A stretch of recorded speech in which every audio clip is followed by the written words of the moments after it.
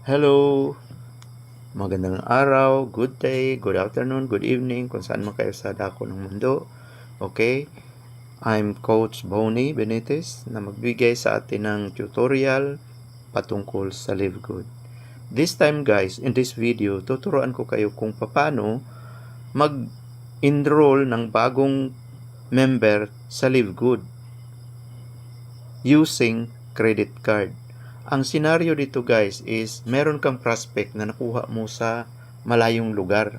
Katulad niyang nag-share ka sa Facebook o di kaya sa messenger mo, taga ibang lugar sa Pilipinas halimbawa o nasa ibang bansa. Ngayon gusto niyang pamimbro sa Live Good. Anong pwede natin gawin sa kanya? Okay, this time guys, mas madali kung ang gamitin natin ay using credit card. Dahil malamang meron sila niyan. Kung hindi naman credit card, bank card, or debit card sa mga bangko, pwede siyang gumamit ng PayMaya virtual card account. Okay? So yan ang ipagamit natin sa kanya. Mas maganda na siya na lang mismo ang mag-enroll sa sarili niya. Okay? So anong gawin natin? Okay. Unang-una, i-share natin ang link natin sa kanya. Okay? Paano natin gawin yan? Okay. Mag-login na naman tayo sa Okay,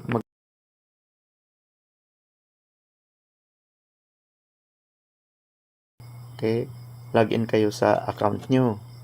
Okay, katulad niyan. Login mo yung username mo at saka hanggang sa mapunta ka sa back office mo.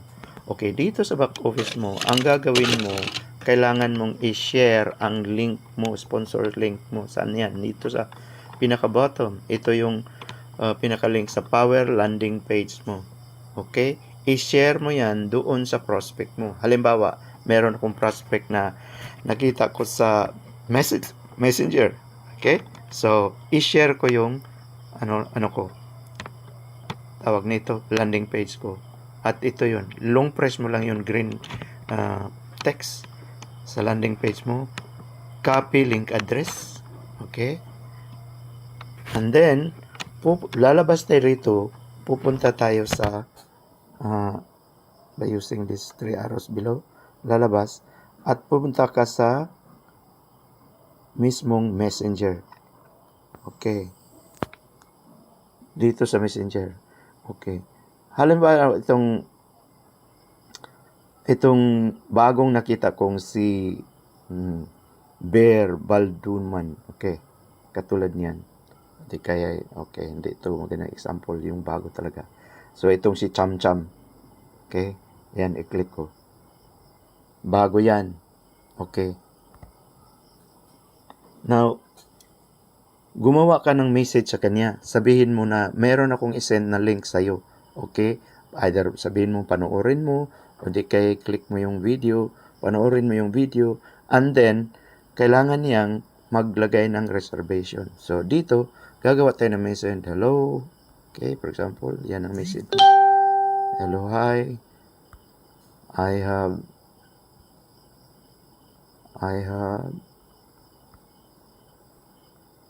a good opportunity to offer to you, okay, to you, where you can earn extra income. Okay, kahit ganun lang, extra income. Para lang malaman niya kung ano yung video na isinin mo. Okay? At dito, mag-press mo yung space sa last. And then dyan sa space, long press mo dyan.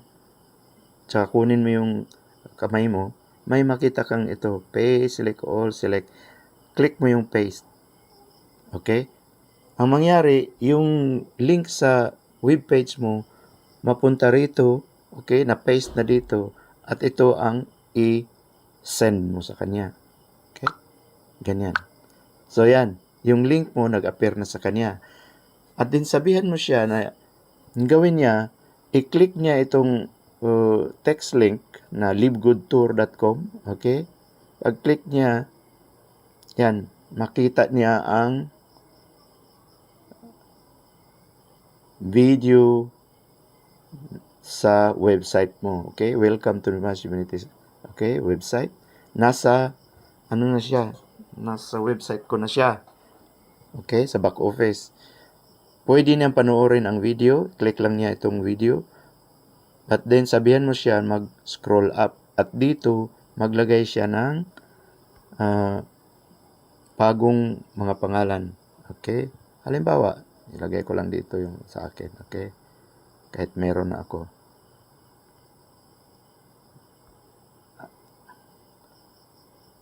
Fictitious ito guys. Okay? Dahil meron na ako. Okay? Okay, Benz. Okay, at magbigay ko ng email. Okay.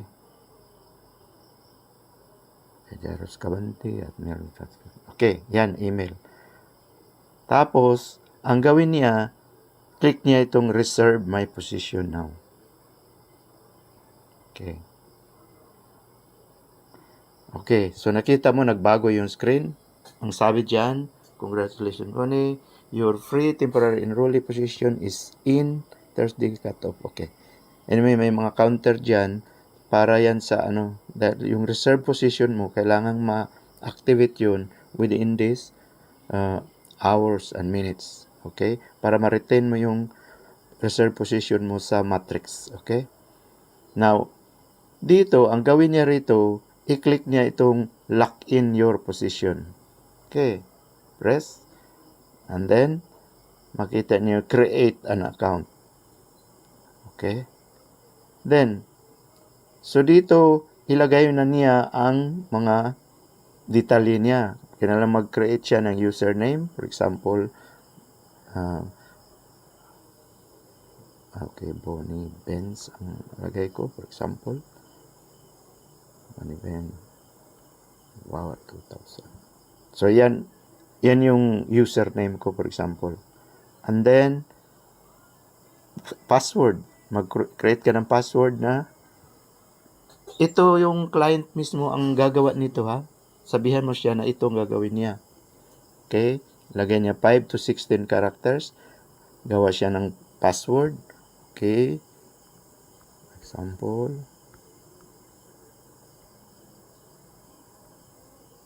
Okay? Yung unique na password. Okay.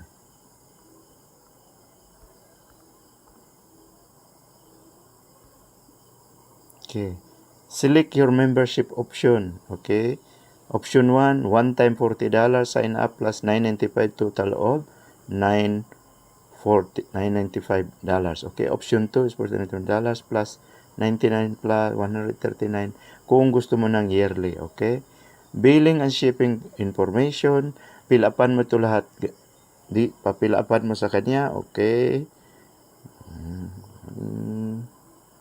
For example, address. Put any address, subdivision. Okay. GG3. Example. Subdivision. Okay. Imus City. Imus Cavite. Okay.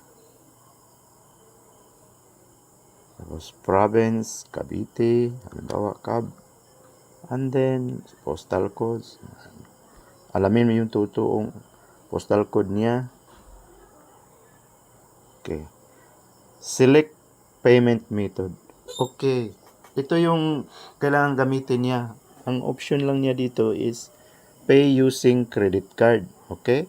Pay using cryptocurrency. Wala namang gumagamit niyan actually. Okay. Pay using credit card. And then ilagay niya rito lahat ng mga detalye niya sa credit card. Yung name, yung tamang name na nakasulat doon sa credit card niya. Okay? And then, dito sa Pick One credit card, usually ang ginagamit Visa or kung Mastercard man siya. And then, credit card number, yung 16 digit, expiration date, meron yan sa card, pati yung security code na 3 or 4 digits na code. Okay? Then, credit card address, ilagay din niya rito lahat ng mga addresses. Pagkatapos, click niya continue. Okay? Now, you can save password.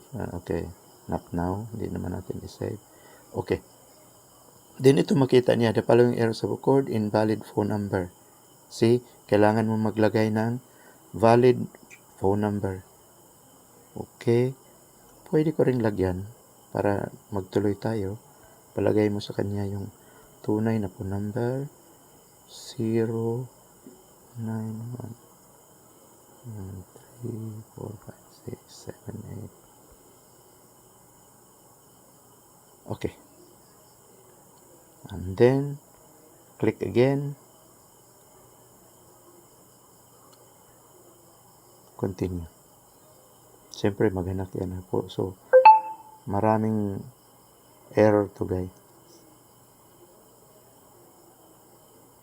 Okay? Daming errors daw. Mali. Anyway, dahil fictitious ito, kailangan ng tamang mga detalye ang nilagay mo rito guys. Pagkatapos niyan, and then save mo. Ayan. Nakalagay diyan, understand na kunan ka ng $49.95. Okay. I agree to the policy. Click mo yung mga dalawang ano na yan. Okay. Complete my sign up. Tapos. Then, naka-sign up na siya. Okay. Ang iba nating mga kabayan guys dito sa Pilipinas or even doon sa outside of the country, minsan ayaw nilang ilagay yung totoong credit card, yung card na ginagamit nila dahil alam mo na, online ito. So, they need protection. Ang pinakamagandang gawin nito guys ay kumuha ka ng virtual card sa PayMaya. Okay? Sa Maya na ang pangalan niyan ngayon. Meaning, i-download mo lang yung app ng Maya. Pagkatapos, magpa-register ka doon. Tapos mo ma-register, kailangan mo siyang i-upgrade. Okay? Then, ibigay mo lahat ng information. Pagkatapos mo magbigay ng lahat ng information, name, whatever, kailangan nila ng picture sa real ID mo guys. Yung, kung sa Pilipinas yan, mga driver's license. Yung mga ID na nandito, SS number, SS ID, or senior ID. Yan.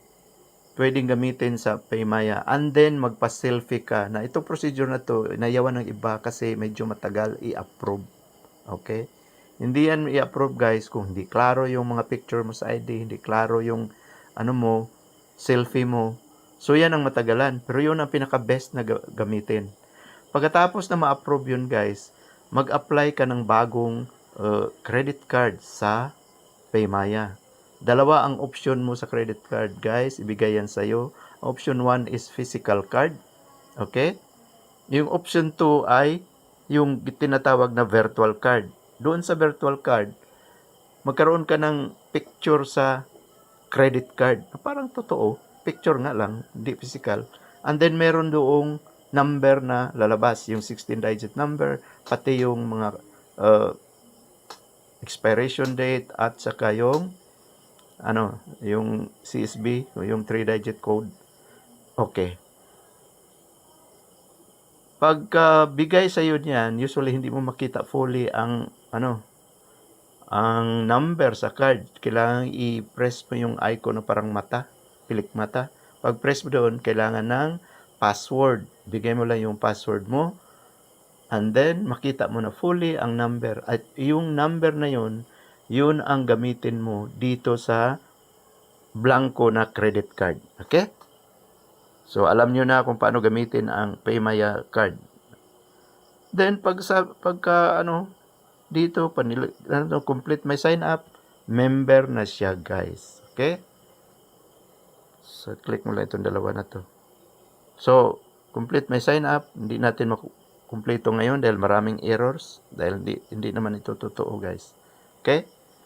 At least alam nyo na kung paano gawin. So, ganyan ang alternative way kung paano ka magpa-enroll ng somebody na nasa malayong lugar. Okay?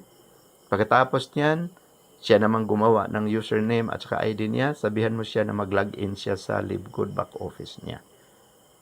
That's it. At bayad na rin siya. Ang kagandahan lang guys, using credit card is lahat automatic. Pati yung pagbayad mo sa monthly subscription mo, you don't have to do anything. Si LiveGood na ang automatic magkaltas doon sa credit card mo. Kung PayMaya ang ginamit mo, you just have to make sure na yung PayMaya account mo ay may balance pambayad sa buwan ng subscription. 560 pesos ba yan? Yes. So, buwan-buwan kailangan naka-fund yun. Paano mag-funding sa PayMaya? I-link yan sa bank account mo or pwede mong pasahan mula sa GCash papunta sa PayMaya account.